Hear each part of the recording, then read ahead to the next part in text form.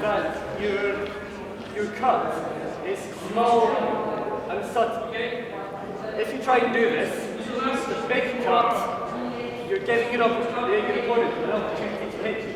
I can body you again. So we come to this engagement. For me to make this make sense, this has to be a tiny action. If I said, we come to engagement, and I do one of these, that's plenty of opportunity for me to be hit or thrust. I'll do this again, but I want you to think about making your cut as tiny as possible, and from the engagement, whichever side it happens, here we are, drop the foot, and the moment you disengage on one side, re-engage on the other. Push your basket of the strong part of your sword towards the other person's sword. Here, that's the first thing that happens. And then, as I do lunge, I can take that in, cut, thrust, whatever. Of course, simply pressing the sword into the opponent won't do very much. Once you get used to this action, you can do it and still make quite a nice cut. For example, like so. Here we are. That's a decent cut. I take the opposition of my sword to his really quickly, and the lunge carries the attack into the body. But I don't lunge forward until I have secured this sword with mine. Here we are. First of all, this. Secondly, that. Third, now I can lunge to his. This gives you options. If you behave yourself, discipline yourself to do it like this, then in time, we come to here, whatever, again, we come around, but he panics, notices this. That's fine, you can do exactly the same thing. So the first side again, I have options.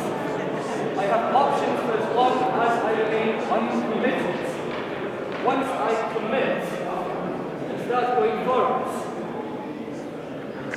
my number of options reduces. But if I can stay here, I have options. So we'll do it again.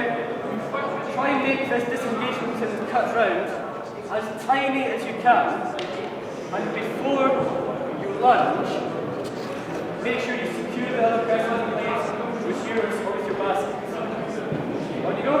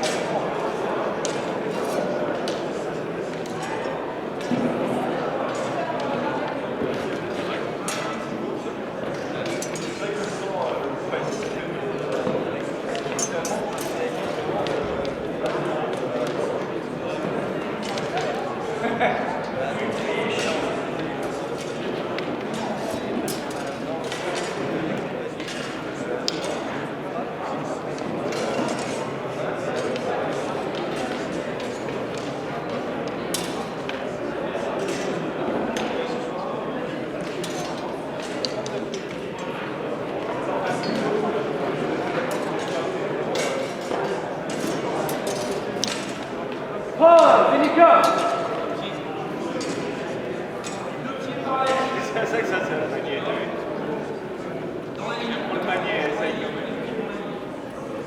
That's looking a lot better. It's looking an awful lot better. It's looking safer because you're securing the other person's play before you do anything. But it's also looking like you're more in control of what you're doing. You're deliberately coming to a distance. You're deliberately preparing for the next action. You're deliberately securing your safety with disengage. And finally, now that all the requirements for a safe attack have been met, you're deliberately committed. When we see people fence, of course, it happens to us. You will very rarely have a sparring environment where someone will let you do this. And if they do let you do that, do it. Punish them. A lot of the authors who wrote about the Scottish Broadsword recommended that you practice the small sword as well as the broadsword. And the common thing to say is that people who start by learning the broadsword tend to learn bigger movements and have difficulty later learning the finesse and the small technical motions required for small sword. However, people who learn small sword first can then find themselves very well adapted to the slightly bigger motions of the broadsword. Has anyone done small sword or modern foil? A few people. You will have noticed that they do require tiny little motions, just disengages like this. Broadsword, especially with something with the weight of a steel broadsword like one of these, it's really, really difficult to do a tiny disengage. It's just so heavy that you have to make slightly bigger motions.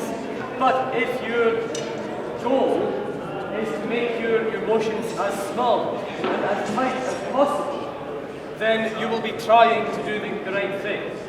So now that we have this idea, and we've looked at the detail of the lunge and recover, we're going to start putting this into a bit of a sequence.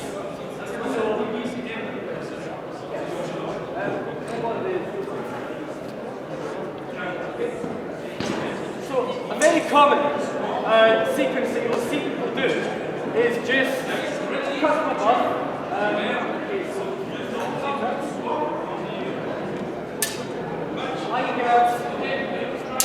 Hanging guard on a same charge guard across the head. Counter cut,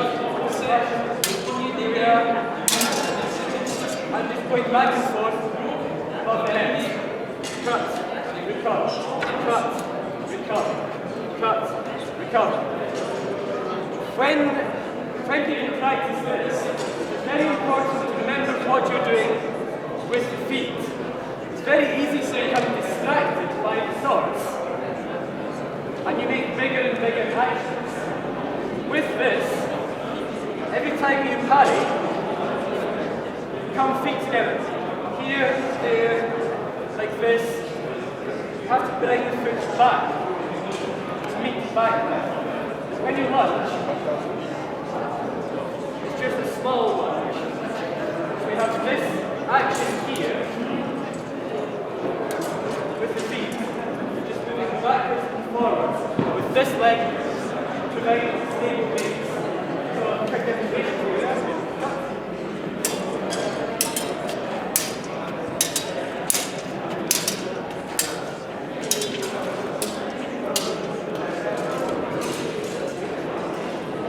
So it's just backwards and forwards of, for the moment, descending cuts at the head.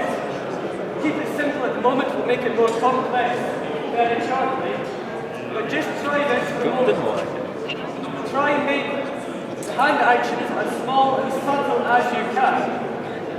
Keep the back foot firmly planted.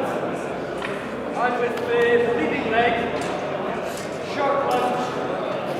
recovery. Sharp lunge, full recovery. Just try that with a new partner. Take a new partner, please.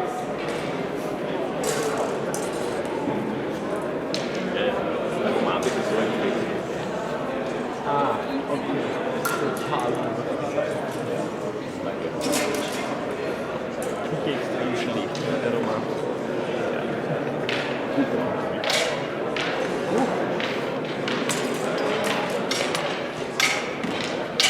Ja, wenn wir jetzt da herumreden, hört man das alles voll. Ich weiß das nicht. Ah ja. Komm, machen das die Gelassen. Jawohl. Den Kurzweg, nicht? Ja.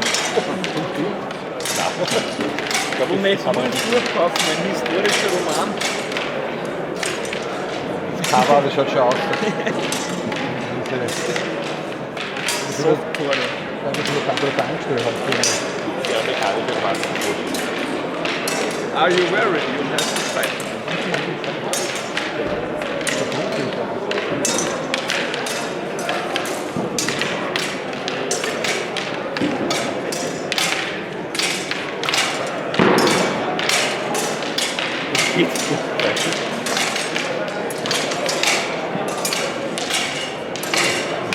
Das Hauptsache jetzt.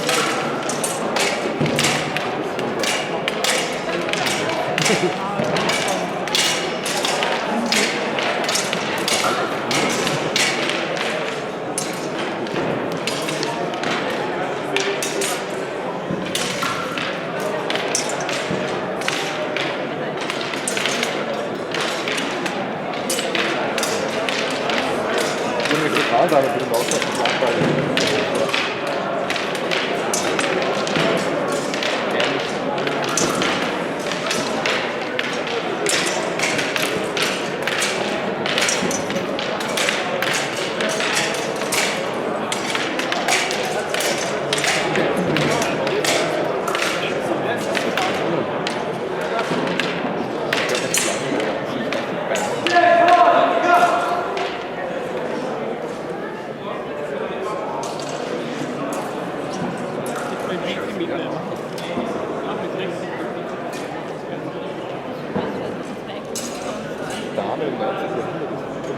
Come, let's close.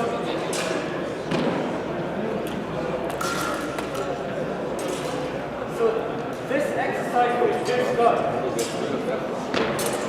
Try some kind of hanging yard, say Josh defense. It's going back and forth like this. This is one of the key component parts of Scottish Broadsword. Just keep this going until you get bored. But this gives us a rhythm that we can establish to train different things.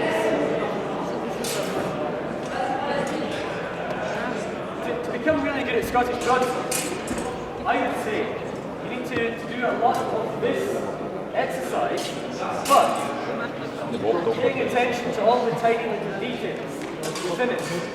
It's very easy to do one perfectly, second one perfectly, a third one perfectly. It's a bit bored now, not quite right anymore, making bigger actions with the arms. I'm not quite on the stance anymore, I'm just throwing my body backwards and forwards.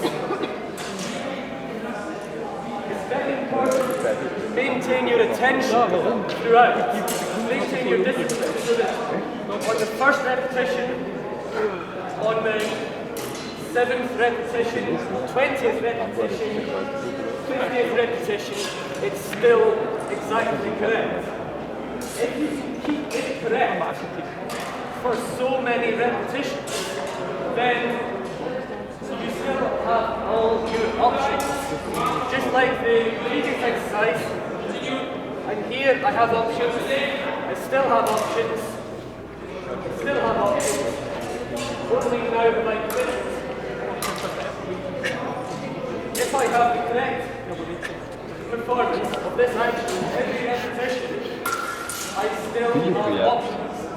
But if I let myself feel lazy, Du hast dir irgendwas aufgezählt. Der schläft ja wirklich mit der Eier am Boden.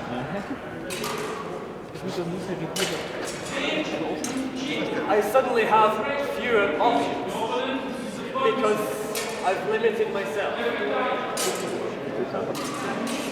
We're going to do the same exercise again. Pay attention to maintaining it, performing it as perfectly as you can on every repetition. Now I want you to think about the speed of your report. Once you have panicked, you've got to come out with your report, your follow-up plan. And if possible, I would like you to be able to come here and immediately back out.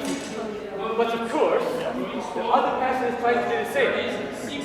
So you're going to have to come out and immediately defend against their report. Don't think about speed overall. Overall speed is too big a concept and it will lead to mistakes. Instead, just think about the speed of your reports. That's all I want you to focus on. Take a new partner, try that.